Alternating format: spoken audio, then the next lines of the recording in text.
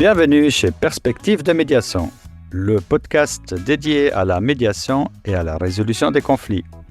Je suis Pascal Guimperly, médiateur basé en Suisse. Avec nous, selon les épisodes, Joëlle Dunoyer, rédactrice en chef de la revue Intermédiaire, et Christelle Schirmer, membre de la rédaction. À travers nos émissions, nous contribuons au développement de la médiation et des modes alternatifs de résolution des conflits. Vous allez découvrir des conseils pratiques, des témoignages inspirants et des échanges et discussions variés avec des invités de marque. Nous vous proposons ces épisodes en partenariat avec la revue Intermédiaire, un semestriel en version papier et numérique, spécialisé en prévention et gestion des conflits. Pour ne rien manquer et pour nous soutenir, abonnez-vous à notre chaîne et partagez nos podcasts. Vous pouvez aussi laisser un commentaire pour partager vos avis ou pour poser des questions. Allons-y. Bonjour tout le monde, salut Joël, salut Eric. Bonjour Pascal. Bonjour. Non, c'est d'abord les invités, pardon, salut Eric, salut Joël. Les deux fonctionnent. C'est vrai, c'est vrai. C'est un grand plaisir d'être là aujourd'hui avec toi Eric, donc c'est le podcast Perspective de médiation avec la revue Intermédiaire comme partenaire, et puis aujourd'hui avec Eric Basso. Donc, tu as publié un livre avec Jacques Salzer qui s'appelle 20 médiations à suivre pas à pas. Et puis, on va en discuter aujourd'hui avec toi. Avec plaisir. Donc, merci beaucoup pour ta disponibilité.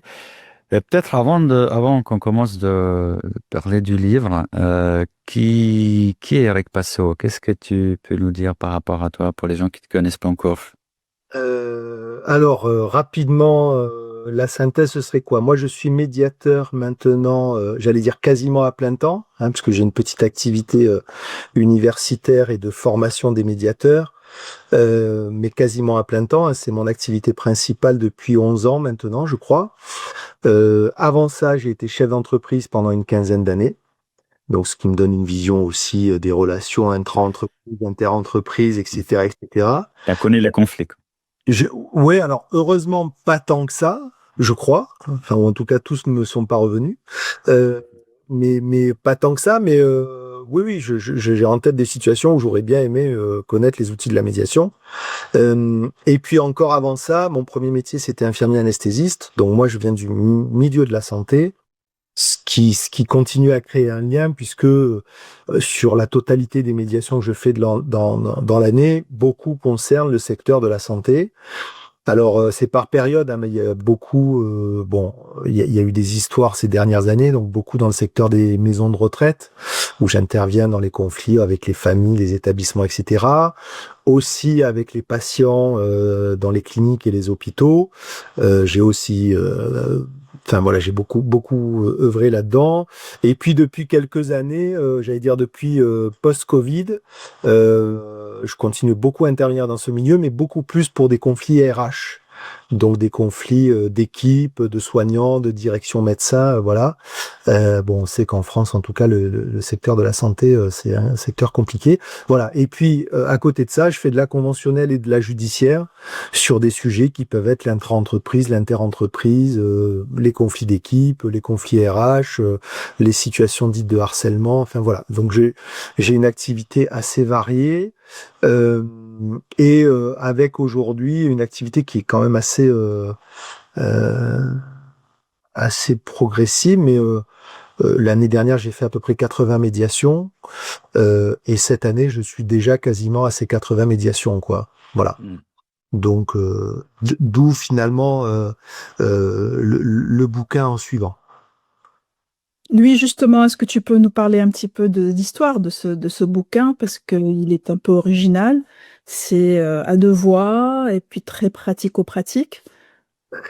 Oui, alors sur le à deux voix, je vais y revenir parce que c'est plus circonstanciel que prévu. Mais alors moi, je fais beaucoup à titre perso. Quand j'ai des médiations qui me marquent, moi j'interviens sur toute la France et dans les dom-tom, enfin les DROM maintenant, les drom-tom, etc. Donc ça veut dire que j'ai beaucoup de trains ou d'avions et beaucoup de temps disponible entre deux médiations. Et j'ai pris cette habitude de, quand j'ai des médiations qui me marquent, de les mettre sur un carnet.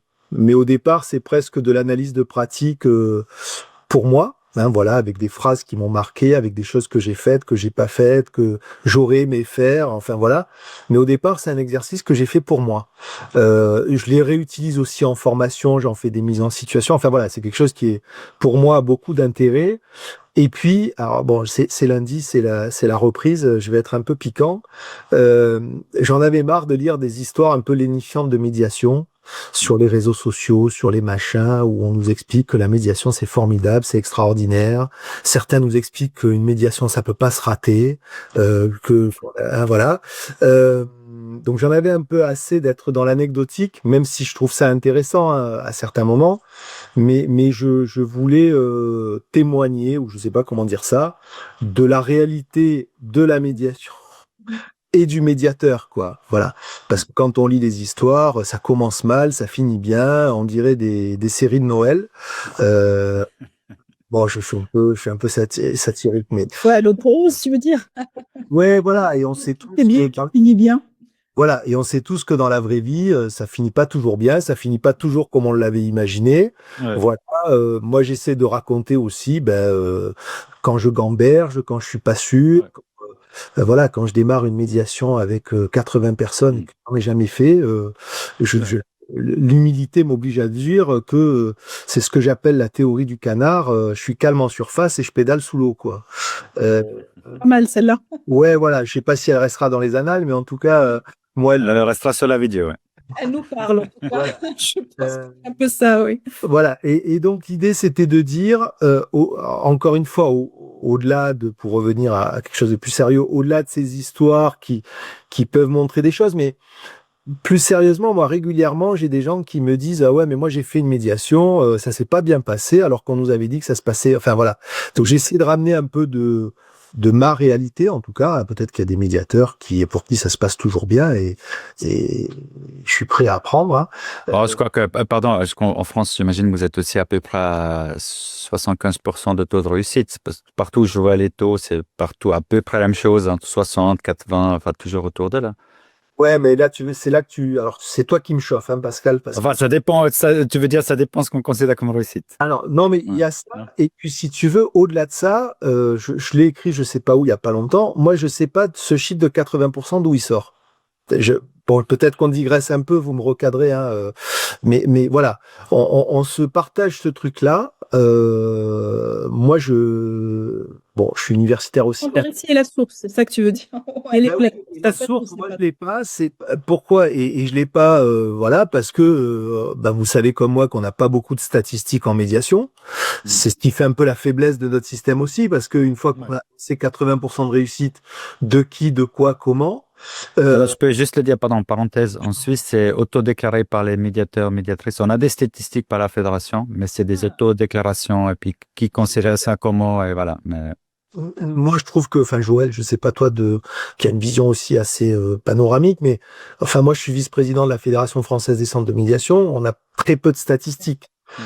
Pour pas dire pas du tout. Enfin voilà. Donc si tu veux, c'était. Ça dépend des secteurs aussi, parce qu'il y a par exemple le CMAP qui sort ses statistiques, il y a certains centres de médiation qui sortent leurs statistiques, mais il n'y a pas de statistiques globales en fait au niveau national aujourd'hui sur lesquelles on peut s'appuyer en tout cas. Et pas tant judiciaire qu'en conventionnel d'ailleurs, ce qui est voilà. Et le judiciaire, ça nous manque. Conventionnel, c'est encore plus, ouais. Voilà. Donc moi je fais l'effort. Tu parlais du CMAP dont je fais partie, qui effectivement depuis 20 ans, je crois, sort des statistiques qui sont de plus en plus affinées d'ailleurs. Moi je fais l'effort depuis 3 ans de sortir mes propres statistiques pour pour donner un peu de la matière à tout ça. Enfin voilà. Donc l'histoire des chiffres, elle est très discutable de mon point de vue, en tout cas parce qu'on manque de matière et qu'on se partage cette espèce de mistigris des 80%.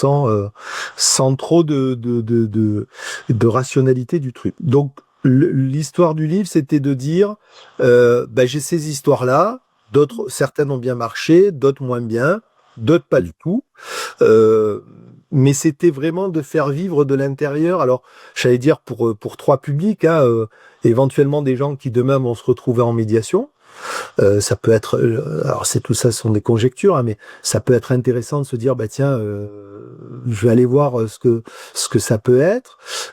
Pour des médiateurs débutants, juniors, je sais pas comment on peut les appeler, avec l'idée de se dire, c'est pas magique, et puis on se pose tous des questions, même quand on en a quelques-unes au compteur, etc. Et puis, c'était aussi de dire, peut-être que des médiateurs confirmés, ça peut résonner, etc. Et j'ai d'ailleurs eu une médiatrice qui m'a appelé il y a quelque temps en disant, j'avais une collective avec 50 personnes, je suis allé lire cette histoire-là parce que c'était exactement mon actualité. Voilà, et j'étais super content, pour être honnête, de savoir que ça avait une vertu peut-être pédagogique ou voilà. Donc c'était l'objectif de départ, et en tout cas c'était de faire un témoignage un peu consistant sur de la médiation dans différents secteurs, sur différents sujets. Voilà, avec un petit tableau dans chaque histoire qui retrace le temps passé, les heures passées, est-ce qu'il y a eu des entretiens individuels ou pas, pour montrer aussi tout ce qu'on peut faire en médiation, hein, puisqu'on demande souvent aux parties d'être créatives. Je pense que les médiateurs sont concernés aussi. Donc ça, c'est l'étape numéro 1. J'ai écrit une ou deux histoires que j'envoie à Jacques Salzer en lui disant, est-ce que tu penses que c'est intéressant que j'aille plus loin, et si Jacques m'avait dit non, j'avoue, j'aurais arrêté. Et Jacques Salzer a fait du Jacques Salzer, c'est-à-dire qu'il m'a dit non, je pense que c'est une très bonne idée, et si tu veux, on pourra aussi, après chaque histoire, y mettre un dialogue avec des questions qu'on peut se poser, et en y donnant nos réponses, hein, avec vraiment toujours, j'espère que ça transparaît le souci de, moi j'ai pas la réponse, j'ai ma réponse, j'ai une réponse, voilà. Et puis pour que ça suscite chez chacun des lecteurs des questionnements, d'ailleurs on le dit à plusieurs reprises, hein, qu'est-ce que vous auriez fait, comment vous auriez fait, ou comment on aurait pu faire. D'ailleurs il y a une rubrique qui s'appelle comment on aurait pu faire autrement, quoi. Voilà. Voilà la genèse de l'histoire du bouquin. Donc, c'est des médiations que tu as menées toi, que tu as commentées avec Jacques. C'est pas des comédiations, par exemple, avec lui, hein, si je comprends bien. Non, alors il y en a 16 que j'ai mené moi, dans lesquels parfois j'ai eu des comédiateurs, soit parce que c'est moi qui ai rejoint le dossier, soit c'est moi qui les ai sollicités. Et puis Jacques en a rajouté 3, je crois, à la fin, qu'il l'a mené de son côté. Malheureusement, j'ai jamais eu la chance de faire des médiations avec Jacques. On a fait pas mal de formations, les bouquins, on est en train d'écrire un article avec Thomas Fiutac et Jacques, voilà, donc mais jamais j'ai eu le plaisir de comédier avec Jacques, quoi. Étant entendu que je crois que je suis pas un bon comédiateur, mais voilà. On va demander peut-être à tes comédiateurs, hein, pour voir. J'en ai pas eu beaucoup, voilà, mais voilà, mais en tout cas, oui, c'est des médiations. Toutes celles qui sont décrites sont de vraies médiations, parce que sinon ça n'aurait pas d'intérêt. Voilà, au travers desquelles je partage ce dont j'ai été satisfait, ce que j'aurais aimé faire autrement, ce que j'ai pas compris. Enfin voilà, l'idée est pas de dire venez voir, c'est comme ça qu'il faut faire de la médiation, mais venez voir, c'est une expérience ou des expériences de médiation, quoi. Et c'est ça, en fait, qui est intéressant, c'est que vous mettez le doigt, je dis vous parce que vous êtes à deux, c'est à deux voix, c'est un espèce de dialogue et de questionnement. Vous mettez, en fait, bien en évidence l'importance de l'analyse de pratique, quelque part. C'est faux. Oui, alors. On ne peut pas être seul comme ça dans la nature. Il a besoin, en fait, d'échanger, il a besoin de questionner sa pratique tout le temps. Oui, moi je pense que c'est quelque chose d'important. Bon, j'avoue que l'analyse de pratique, pour moi, parfois c'est compliqué parce qu'il faut trouver des gens qui ont de la pratique. Un groupe. Voilà, donc mais c'est fondamental. Et moi alors autant je fais pas beaucoup de comédiation pour plein de raisons. D'abord parce que quand je pense que je suis pas un bon comédiateur, c'est-à-dire que je suis assez solitaire dans l'exercice, et puis quand j'ai une idée en tête, j'avoue que voilà. Mais par contre, j'essaye autant que faire se peut d'avoir avec moi des observateurs, c'est-à-dire soit des étudiants, soit des gens qui sortent de formation, voilà. Et les retours que j'ai, moi, me sont hyper utiles, quoi. Voilà. Donc dernièrement, j'ai fait 2 comédiations, une comédiation avec un médiateur aguerri, où il m'a fait des retours auxquels je m'attendais pas, qui étaient positifs, mais auxquels je m'attendais pas du tout. Et puis avec une jeune médiatrice qui avait jamais fait de médiation, où là aussi, ses remarques m'ont beaucoup aidé. Voilà. Mais c'est vrai que c'est un exercice qui est à la fois solitaire, Et à la fois, cet aspect solitaire, il peut être dangereux, quoi. Donc l'analyse de pratique, pour moi, c'est quelque chose de fondamental pour nous, alors qu'elle soit formelle ou informelle. Hein. Moi, j'avoue que je prends très souvent mon téléphone pour dire à Jacques, tiens, j'ai vécu ça, je dois préparer ça. Voilà, c'est pas forcément des séances à proprement parler, mais je pense que notre métier peut pas se faire de façon isolée, quoi. Ouais, c'est vraiment intéressant et c'est important que tu le dises et que tu l'exprimes justement à travers ce bouquin avec Jacques. C'est qu'il faut pas hésiter, comme tu dis, à le faire même des fois spontanément pour ne pas rester isolé. Hein, d'appeler un médiateur avec qui on a un bon feeling, un bon rapport, d'appeler, je sais pas, quelqu'un, même s'il n'est pas chevronné, on peut tout à fait vraiment échanger et puis voilà, poser des questions, se questionner sur la façon dont on a mené une médiation ou qu'on veut, la façon avec laquelle on veut mener la médiation. Oui, oui, dans l'articulation dont tu parlais, Pascal, du bouquin, il y a chaque fois ces paragraphes-là, finalement, que j'aurais pu appeler les doutes du médiateur, quoi. Ouais. C'est vraiment cette idée de, bon, ok, alors ça, même quand ça a fonctionné, hein, essayer de trouver des déterminants éventuellement, ou de se dire, mais malgré ce, est-ce qu'on aurait pu avoir une autre approche, voilà, et donc là, dans le dialogue, d'ailleurs, on le retrouve, Jacques dit régulièrement, ben moi, j'aurais peut-être fait comme ça, ou j'aurais essayé ceci, ou voilà, on se rend compte que c'est pas une science exacte, hein, et que le partage, voilà. Donc c'est vrai que ce bouquin, une de ses ambitions, c'est de dire, ben voilà, je lève un peu le rideau sur l'arrière-boutique parce que moi, je co-dirige un DU de médiation à Aix, mais j'ai beaucoup d'étudiants ou de jeunes médiateurs qui m'appellent en me disant, on a du mal à trouver des co-médiations ou pendant notre formation, on a du mal à trouver des terrains de stage. Et ce qui m'interroge beaucoup, alors sur l'argument qui moi me hérisse le poil, c'est la confidentialité de la médiation. Je pense que la confidentialité de la médiation n'est pas du tout, voilà, Pascal, tu dis c'est pas un argument, je suis d'accord avec toi. Et c'est un argument dans le sens, la personne qui fait une observation, un stage, ou on appelle comme on veut, elle est aussi soumise à la même confidentialité. À partir de là, la question ne se pose plus. Oui, et d'ailleurs, moi, j'ai aucun refus au jour d'aujourd'hui. Je n'ai jamais eu de refus à la participation d'un observateur ou voilà. Donc c'est un faux problème, mais c'est une vraie difficulté pour les gens qui se forment parce que, enfin, moi, je dois recevoir un ou deux appels par semaine. Non, mais soyons honnêtes, en fait, le problème, c'est d'ailleurs, et c'est exactement ce que vous faites, c'est un peu de se mettre à nu, si j'ose utiliser ce terme. Parce que si on a quelqu'un qui vient avec nous, il va voir aussi toutes nos faiblesses, qu'on fait pas bien. Et ça, je pense que c'est plutôt ça que la confidentialité. Pourquoi on hésite d'accepter. C'est pas moi. Certainement de ça, oui. Ouais. Enfin, moi, alors, il y a celui-là, je suis d'accord à 100%. Et puis, il y a un deuxième élément de mon point de vue, c'est que je pense qu'il y a beaucoup de médiateurs qui font pas beaucoup de médiation aussi.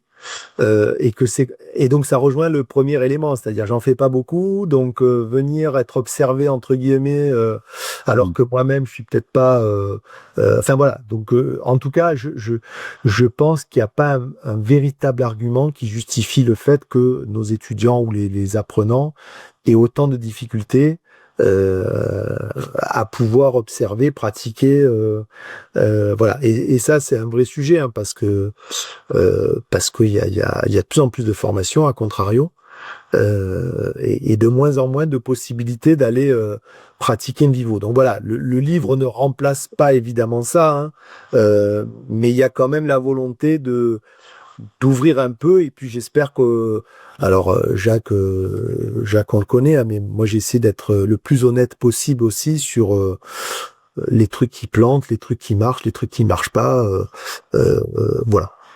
Ouais. Donc, justement, la structure du livre, donc, c'est 20 cas. Et puis, à chaque fois, je crois que c'est à chaque fois exactement la même présentation. Donc, il y a d'abord une introduction sur les acteurs et la situation. Après, il y a un petit tableau où vous mettez le temps du conflit. Donc, ça, je pense, c'est le temps depuis quand le conflit dure. Hein. Oui. Après, est-ce qu'il y a des entretiens de départ? Donc, ça, des entretiens préliminaires. Oui. Voilà. Combien de séances plénières? Est-ce qu'il y a eu des apartés ou pas? Et le temps total de la médiation? Exactement. Voilà, ça c'était un petit tableau pour essayer de visualiser de façon simple et ramassée euh, des éléments un peu récurrents dans les médiations, quoi. Hein. C'est-à-dire que voilà, pour montrer aussi que le temps du conflit est pas forcément enfin, en relation avec le temps de la médiation. Ouais. Euh, je voulais aussi. D'ailleurs, pardon, vous avez analysé ça un petit peu? Pardon, je t'ai coupé, mais le temps du conflit et puis le temps de médiation, est-ce qu'il y a un rapport qui est un peu similaire à chaque fois ou? Je pense pas, hein. Non, non, non, il y a pas, mais il y a des médiations qui sont très longues dans le temps. Je pense à une notamment qui s'est faite sur un an et demi, mais le temps de médiation lui-même, c'est moins de 30 heures, quoi. Voilà. Donc, mais parce qu'il fallait du temps pour plein de raisons. Donc voilà, c'était pour essayer d'objectiver un peu certains éléments. L'autre élément qui était important pour moi, c'était est-ce qu'il y avait eu des entretiens individuels ou pas. Casser un peu, mais alors c'est peut-être très ambitieux, voire prétentieux, hein, mais un peu les chapelles, quoi, de ceux qui disent il faut toujours des entretiens individuels, il faut pas en faire, voilà. Moi, je pars du principe que tout est circonstanciel. Pour plein de raisons, hein, qu'il soit pratique, temporel, temporo-spatial, je sais pas quoi. Donc voilà. Et puis moi, il y a des dossiers où j'aime bien arriver vierge de toute information, d'autres où je sens que il y a tellement d'émotions que l'entretien individuel, il a sa pertinence. Voilà. Tu remets en question, en fait, beaucoup le processus. En gros, c'est que quelque part, en fait, tu y vas au feeling. C'est qu'il y a un processus de médiation qu'on apprend, voilà, en formation. Il faut faire, voilà, la première étape, la deuxième étape, la troisième étape, ainsi de suite. Et en fait, tu casses un petit peu ce mythe du processus qui est un petit peu démultiplié, mais pas du tout, en fait. Alors, par rapport à ça, moi, j'ai deux remarques. La première, c'est que effectivement, pour moi, le processus, il est important. C'est ma bouée. C'est-à-dire que quand le truc, voilà, mais le processus, pour moi, ça peut pas être un carcan. Alors ça, je le dis aussi dans le bouquin, c'est aussi ça, c'est pour les jeunes médiateurs et c'est bien normal. Il faut bien qu'on se raccroche à quelque chose au départ et le processus est bien utile. Ça c'est pour ma vision des choses. Et, et pour l'anecdote, moi j'ai été formé au CMAP, où à l'époque, le principe de base, c'était on rentrait directement en plénière, il n'y a pas d'entretien individuel. Donc j'allais dire, les entretiens individuels, c'était quelque chose qui n'était pas dans mon spectre. Hein. Et puis là, à force de côtoyer des médiateurs, on m'a dit, mais tiens, bon, voilà. Donc du coup, ça a enrichi ma pratique, mais je suis pas passé, j'allais dire, d'un dogme à l'autre, quoi. Donc maintenant, c'est moi c'est la partie que je maîtrise, c'est celle du processus. Voilà, ça c'est la première remarque. La deuxième, qui est une anecdotique, enfin qui est une anecdote, mais qui me fait sourire. On parle du processus et en France, le processus, c'est quand même souvent, on nous apprend, il y a des entretiens individuels, puis il y a des séances plénières. Enfin bon, je vais pas vous refaire la roue. Bon. J'ai eu, là en ce moment, je travaille un peu régulièrement avec Thomas Fiutak et je l'ai fait intervenir dans un séminaire de mon équipe de médiateurs avant l'été. Et tous les médiateurs, alors en effet, c'était chouette. Hein, je recrute des médiateurs pas sur leur formation, mais sur une espèce de cohérence de vue. Donc on a tous fait des formations différentes, mais majoritairement on a tous été, enfin tout le monde a été formé sur entretien individuel plénière et a appris la route Fiutak. Sauf que Thomas Fiutak écrit que lui il fait très peu d'entretiens individuels et qu'il évite de faire des entretiens individuels.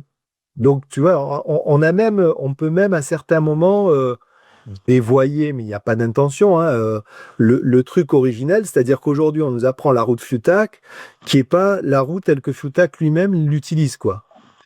Et lui redisait, alors j'ai eu un moment de flottement dans le séminaire parce que tout le monde, je lui ai posé la question parce que Comment ça? voilà. Là, les gars sont venus me voir à la fin, mais comment ça, on peut faire des médiations sans entretien individuel? Et c'est Thomas Fiutak qui vient de nous le dire, quoi. Et lui dit, dans un monde idéal, je fais pas d'entretien individuel. Voilà. Ouais.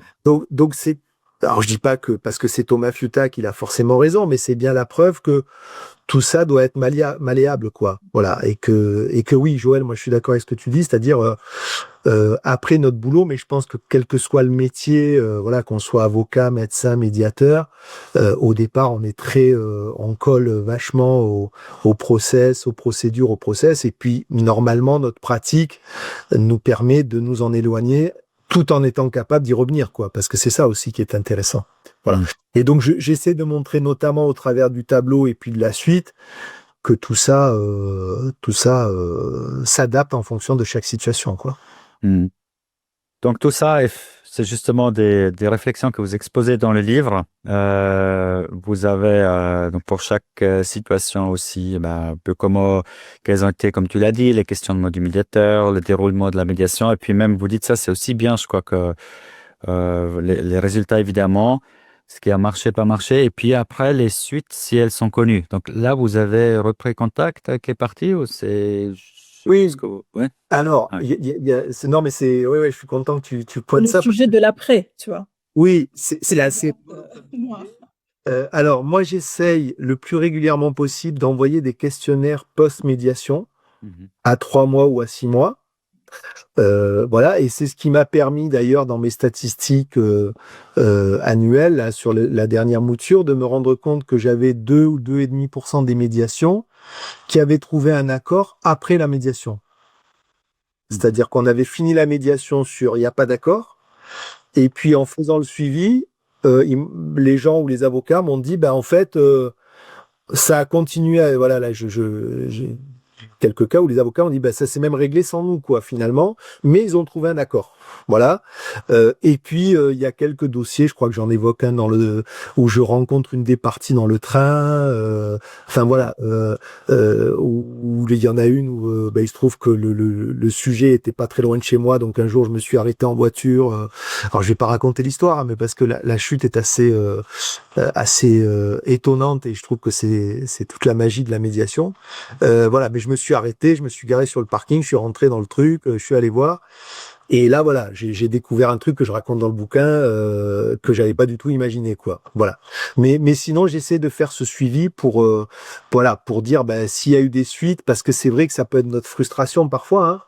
On ne sait pas ce qui se passe. Voilà. Donc il y a des gens qui. On hésite aussi, on n'ose pas en fait. C'est vrai. Et justement, comme tu l'as fait, toi, débarquer, voir alors vous en êtes où? Comment ça s'est passé? On le fait pas, tout simplement. Donc, Le truc est toujours ouvert, donc c'est plutôt bon signe.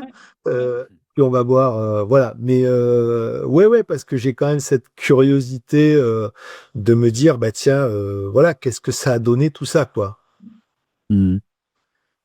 Et tu disais avant, je sais pas si tu avais terminé, mais tu disais le public cible, donc c'est différentes personnes, des personnes qui sont elles-mêmes en médiation, des clients ou des personnes qui débutent en médiation. Mais je pense, à mon avis, c'est aussi vraiment pour des médiatrices, médiateurs confirmés.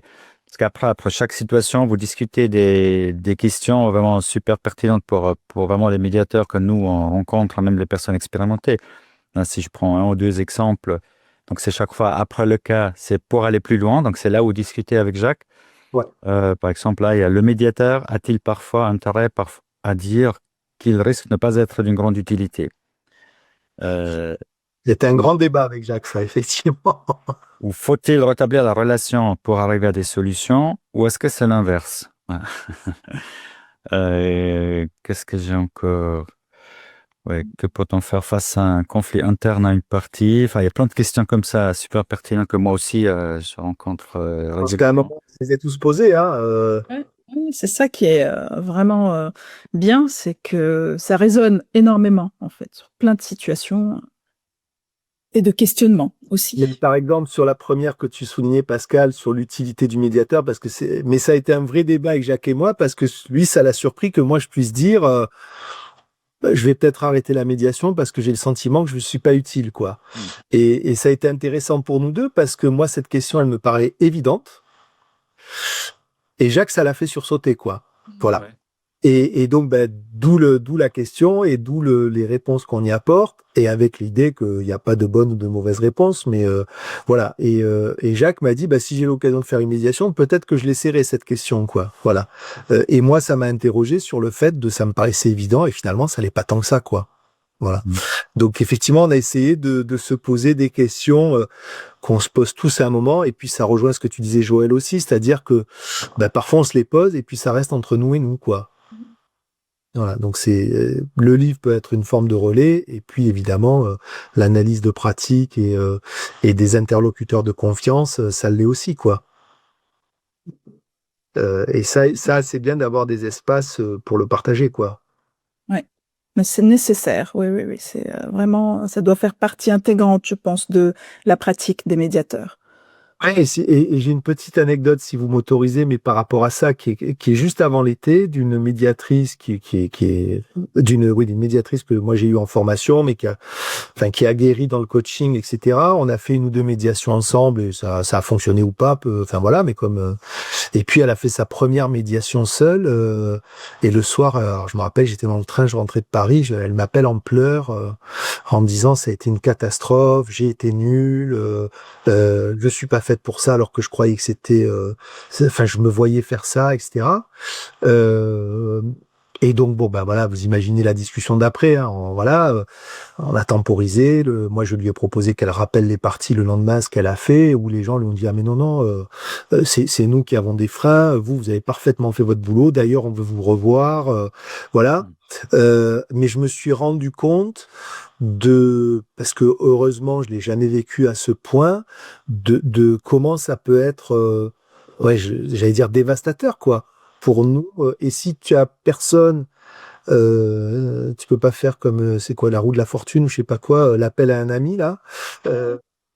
Joker. Ouais, voilà, tu te retrouves. Elle aurait pu, raccrocher le truc à la première médiation parce qu'elle s'est trouvée nulle, parce qu'elle s'est trouvée incompétente. Et là, je me suis dit, c'est pas. L'impact pour nous, il est pas. Il faut pas le sous-estimer, quoi.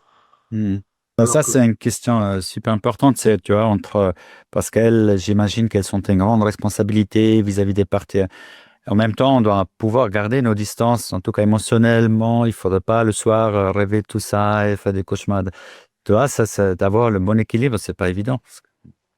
Oui, et c'est quelqu'un qui est coach depuis longtemps, qui fait des dossiers très compliqués, mais là c'était sa première expérience. Je pense mais ça on l'a tous vécu aussi, c'était l'idée de dire je veux pas échouer sur le premier dossier ou les premiers dossiers, hein, donc on se met une espèce de pression.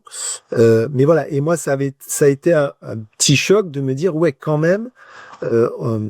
Il peut y avoir jusqu'à cet impact-là, quoi. C'est-à-dire que je sentais qu'elle, à ce moment-là, elle était dévastée, quoi. Voilà. Donc le bouquin, c'est aussi de leur dire, de temps en temps, vous allez vous faire ramasser par une partie, vous allez planter le truc, voilà. Je pense que le vrai professionnalisme, c'est de le regarder en face, quoi. Et de pas dire c'est la faute des parties, elles étaient pas prêtes, elles avaient pas envie.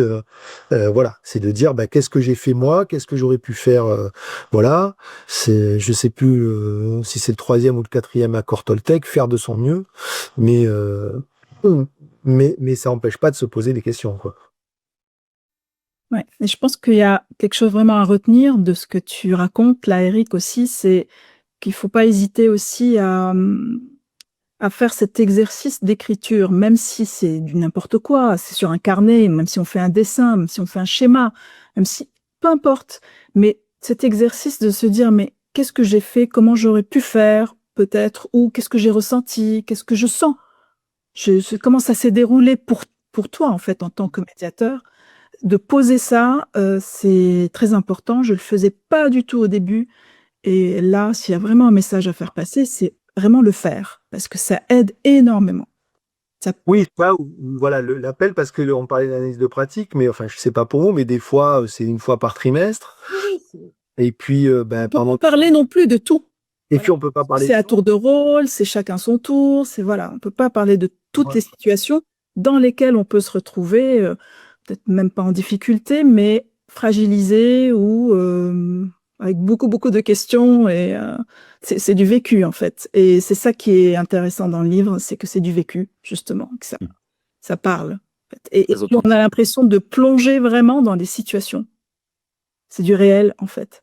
On reste pas à la surface. Oui, il y a eu un conflit entre tel et tel. On est vraiment là-dedans. Et comment on accompagne, voilà, parce que c'est tout un accompagnement. On peut faire des allers-retours, on peut faire des avancées comme des reculés aussi. Et voilà. Voilà, moi, tu un peu, il y a un peu de tout ça. Alors, c'est peut-être très ambitieux, c'est ce que je disais au départ, mais il y a un peu de tout ça dans ce bouquin, avec aussi, voilà, les éclairages de deux médiateurs, mais qui sont les éclairages de seulement deux médiateurs, quoi. Hein. Mais voilà, mais moi, si les gens lisent une ou deux histoires, alors l'organisation fait que on peut les prendre dans n'importe quel sens. Il y a pas de chronologie. J'ai essayé de prendre des cas qui puissent balayer à peu près toutes les situations, c'est-à-dire avec les avocats, sans les avocats, avec un tiers absent, avec des trucs collectifs, de l'interpersonnel dans différents secteurs. Mais voilà, si des médiateurs qui soient débutants ou confirmés à la lecture d'une histoire se disent ah ben tiens, qu'est-ce que j'aurais fait moi à la place du médiateur, je trouve que c'est une façon de se continuer à se former, quoi. Est-ce que vous avez tiré des conclusions sur ces 20 cas, quelque chose qui revient régulièrement, des points communs de toutes les médiations? Alors moi, il y en a un qui me vient spontanément, enfin parce qu'on en a encore parlé hier avec Jacques dans le cadre de l'article qu'on écrit. C'est alors il y a une phrase pour ça, Jacques, qui est se préparer à l'imprévu, quoi. Voilà, moi j'ai retenu ça de nos échanges avec Jacques, c'est-à-dire que je crois que l'expérience, enfin en tout cas c'est comme ça que je l'analyse maintenant, nous permet d'être de mieux en mieux préparés à l'imprévu. Comment faire? Oui. Non, alors pour moi en fait c'est en ayant en tête que je ne vais pas maîtriser tout ce qui va se passer. Alors, En acceptant en fait ce fait. Ouais, c'est certains psy parleraient de lâcher prise, j'imagine, mais vraiment, et je reviens à ce que je disais avant, et notamment quand on est jeune médiateur, enfin en tout cas c'est le souvenir que j'en ai me concernant, c'est qu'on a tellement envie de bien faire, on a tellement envie, voilà, moi je suis toujours, ça me fait sourire maintenant, mais j'avais du mal à l'époque, et c'est la discussion que j'ai eue avec Futak il y a pas longtemps, j'avais du mal avec la roue, quoi. Parce que je sais pas si vous l'avez vécu comme ça, si vous avez travaillé dessus en formation, j'avais le sentiment qu'il fallait qu'il y ait une espèce comment dire, de fluidité, de suite, de continuité, et que donc je ne pouvais pas revenir en arrière, ou que si je le faisais, c'est que j'avais loupé un truc, quoi. Bon, on va pas faire un cours là-dessus, mais que le quoi et le pourquoi, finalement, souvent c'est relativement imbriqué, par exemple. Voilà. Et donc j'ai le souvenir de ce truc un peu crispé au départ, et où voilà, l'imprévu, c'était quelque chose que je voulais éviter autant que faire se peut. Et je pense que quand on a fait des médiations, on sait bien que l'imprévu, il s'invite à peu près à toutes les médiations, quoi. Voilà. Moi, où j'ai l'impression que j'ai gagné en maturité professionnelle, c'est quand j'ai accepté le fait que je pouvais pas tout prévoir, tout cadrer, tout anticiper. Et l'étape d'après, et puis peut-être qu'un jour je serai en lévitation, je sais pas, c'est de se dire je suis capable de l'exprimer aussi, quoi. Quand tu as été chef d'entreprise, avant tu disais c'est un peu la posture contraire, non? Parce que chef d'entreprise, j'imagine, on veut tout, on fait des prévisions, des stratégies, on veut tout maîtriser. Ouais, alors je sais pas pour rester dans l'analogie, mais j'en parlais encore il y a quelques jours. Moi, il y a un truc que je n'ai jamais su faire dans ma boîte, c'était des budgets prévisionnels où il faut tout anticiper, tout prévoir, etc. Et on sait bien que la vie, elle est faite d'imprévus. Enfin voilà, il y a quand même cette idée-là de se dire, ouais, il y a une forme d'antinomie, voilà. Et puis il y a une phrase que j'aime bien, qui est, ah mince, du coup ça m'échappe évidemment. S'inquiéter, c'est souffrir deux fois. Voilà, alors c'est pas d'un grand philosophe, hein, c'est dans Les Animaux Fantastiques. Je sais pas comment s'appelle l'auteur, mais c'est une phrase qui me plaît bien et que j'ai toujours en tête. C'est-à-dire que si je commence à m'inquiéter de est-ce qu'il va être agressif, est-ce qu'il va pas parler, etc. je suis en train de m'inquiéter pour quelque chose que je ne maîtrise pas. Voilà, donc je trouve que et avec Jacques, c'est un grand sujet de partage, être préparé à l'imprévu, quoi. Voilà, moi c'est ce que je retiens de nos échanges essentiellement avec Jacques, quoi. Et puis évidemment, mais là je vais enfoncer une porte ouverte, c'est qu'il n'y a pas une seule façon de faire, quoi. Merci pour cette, cet ouvrage, voilà, parce que ça peut être très, très utile, ça l'est à tous les niveaux, je pense, pour tous les médiateurs, de sortir un petit peu, voilà, du carcan qu'on veut aussi se vraiment poser, des fois. Donc, 20 médiations à suivre pas à pas. Voilà, et pour l'anecdote, on a été jusqu'au bout du raisonnement. Jacques et moi avons mis nos coordonnées dans le bouquin. Comme ça, si des médiateurs veulent nous contacter parce qu'ils ont une question, une remarque, une réflexion, ben on continuera le partage. Donc c'est encore mieux. Merci encore alors du coup pour ça, pour cette possibilité en tout cas de partager avec vous, surtout après l'expérience que vous avez. Voilà, j'espère que nos auditeurs pourront vraiment l'utiliser, que ce soit un support pour eux et puis aussi un élan pour aller de l'avant et ne pas se laisser freiner justement par plein de je sais pas, d'inquiétude, de pression qu'on peut se mettre vraiment en médiation. Ben, merci à vous deux en tout cas pour votre invitation. Pour ne rien manquer et pour nous soutenir, abonnez-vous à notre chaîne et partagez nos podcasts.